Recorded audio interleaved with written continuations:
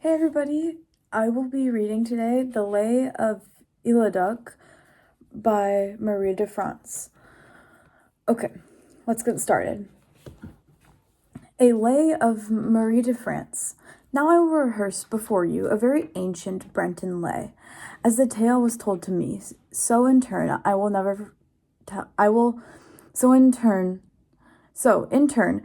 will I tell it over again, to the best of my art and knowledge.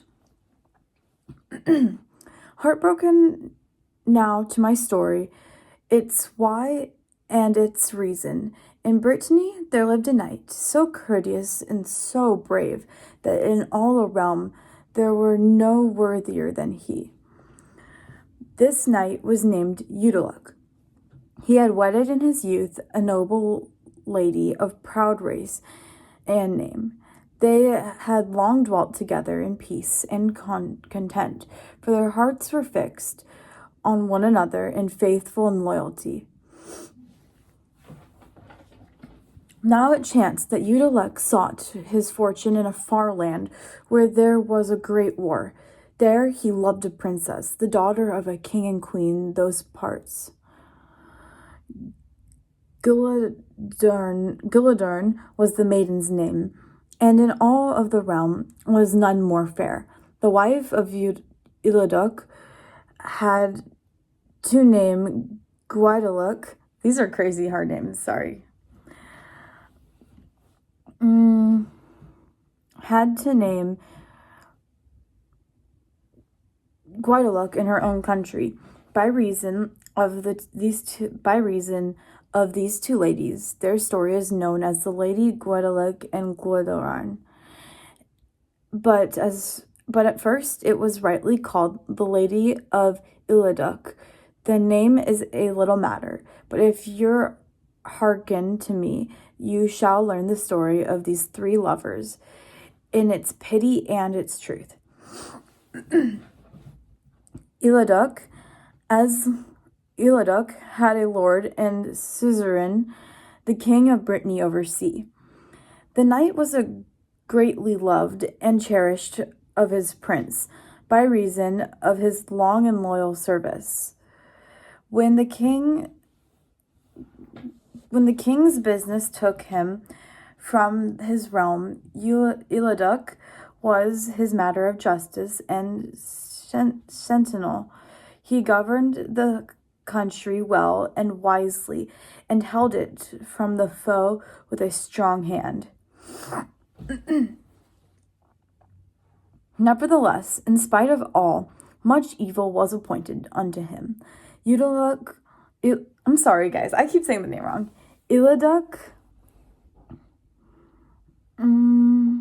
Eliduc was a mighty hunter, and by the king's grace he would chase a stag within the woods. He was cunning and fair as Tristan, and so wise and verny that the oldest forester might not gainsay him in aught concerning the Shaw. But by reason of malice and envy, certain men accused him to the king, and he had meddled with the royal pleasaunce. The king bade Eliduc to avoid his court. He gave no reason for his commandment, and the knight might learn nothing of the cause. Often he prayed the king that he might know whereof he was accursed. He begged his lord to not heed this specious and crafty words of his foes. He called to mind the wounds he had gained in his master's wars, but was answered never a word. When Eliduc found that he might get no speech with his lord, it became his honor to depart. He returned to his house, and calling his friends around him, opened out to them this business of the king's wrath in recompense for his faithful service. I do not reckon on a king's gratitude, but as a proverb says, it is useless for a farmer to dispute with the horse in his plow. The wise, virtuous man keeps faith to his Lord and bears goodwill to his neighbor, not for what they may receive in return. Then the knight told his friends that since he might no longer stay in his own country, he should cross the sea to the realm of Logres and sojourn there a while for his solstice. He placed in the hands of his wife and required of his men and of all who held him dear, that they would serve her loyally. Having given good counsel in utmost of his power, the knight prepared him for the road. Right heavy were his friends and kin, that he must go forth amongst them. Eliduc took with him 10 knights of his household. They set out on his journey. His dame came with him so far as she was able, wringing her hands and making much sorrow at the departure of her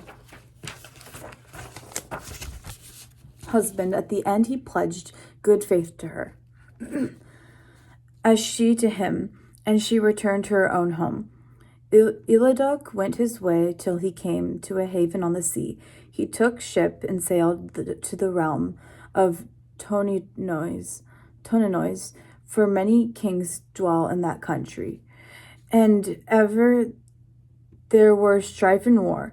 Now near to the Exter, in his land there dwelt a king, rich and strong, but old and full of years.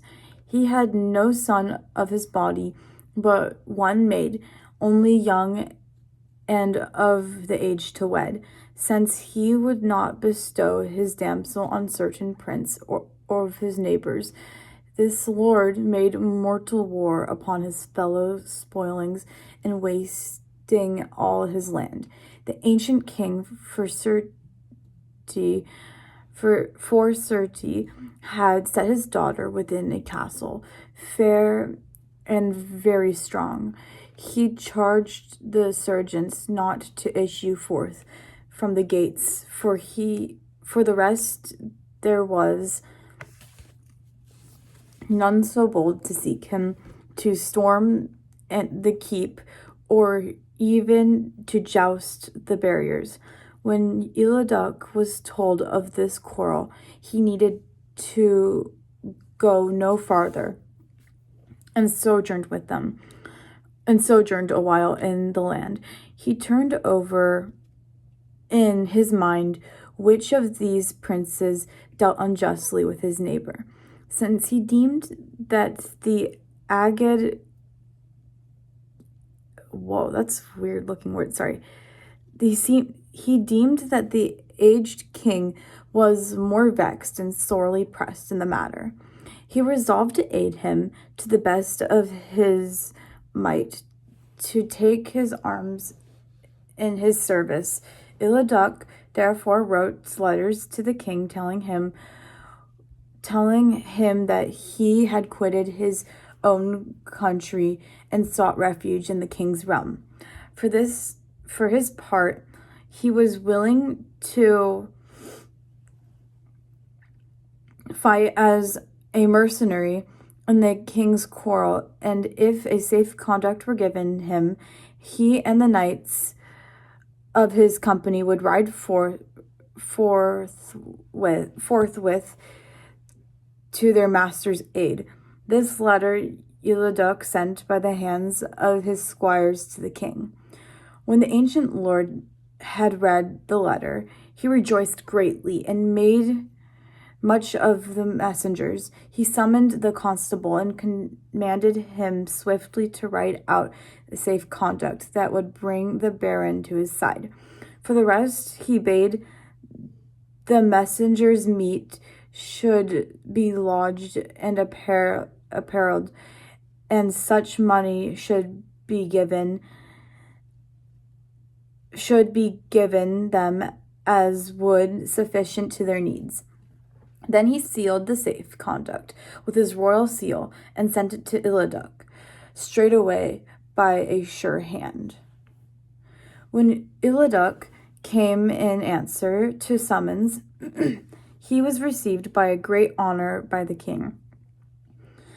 His lodging was appointed in the house of a grave courteous burgess of the city, who bestowed the fairest chamber of his guest. Eliduc fared softly both at bed and board. He called to his table such good knights as were in misease by reason of prison or war. He charged his men that none should be so bold to take pelf or penny from the citizens of the town during the first 40 days of their sojourn. But on the third day it was bruited about the cities that the enemy were near at hand, that the country folks deemed that the approach to invest the city, to take the gates by storm, when the noise clamor of fearful burgesses came to the ears of Eliduc, he and his company donned their harness and got to horse. As quickly as they might, 40 horsemen mounted with him. As to rest, many lay sick or hurt within the city, and others were captives in the hands of the foe. These 40 stout sergeants waited for no sounding trumpets. They hastened to seek their captain at his lodgings and rode at his back through the city gate. Sir, they said, where you go, there we will follow, and what you bid us, that we shall do. Friends made answer to the knight, I thank you for your fellowship. There is no man amongst us who wishes to molest the foe and do them all mischief that he is able. If we wait them in the town, we defend ourselves with the shield and not the sword. To my mind, it is better to fall in the field than hide behind the walls. But if any of you have a wiser counsel to offer, let him speak. Sir, replied a soldier of company, through the wood, in good faith, there runs a path, right, strict, and narrow. It is the want of the enemy to approach our city by this track. After their deeds of arms before the walls, it is their custom to return by the way they came, helmet on saddle, bow, and hauberk unbraced. If we might catch them unready in the path, we could trouble them very grievously, even though it be at the perils of our lives. Friends, answered Guildeluec, you are all the king's men, and are bound to serve him faithfully, even to death. Come now with me where I will go, and do that thing which you shall see me do.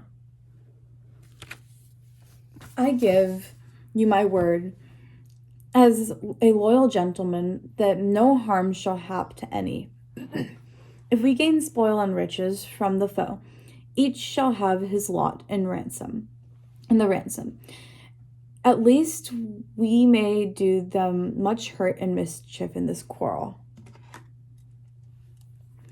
Guildeluec